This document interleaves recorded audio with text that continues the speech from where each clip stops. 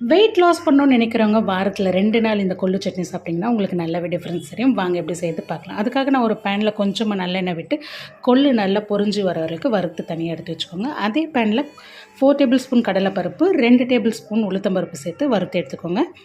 அதுலேயே கொஞ்சமாக பெருங்காயம் சேர்த்துக்கோங்க. ஒரு 10லேருந்து 15 சின்ன வெங்காயம் சேர்த்துக்கோங்க. 10 பல் பூண்டு, கொஞ்சம் இஞ்சி, தேவையான அளவு புளி சேர்த்து ஒரு 2 மினிட்ஸ் நல்லா வதக்குங்க.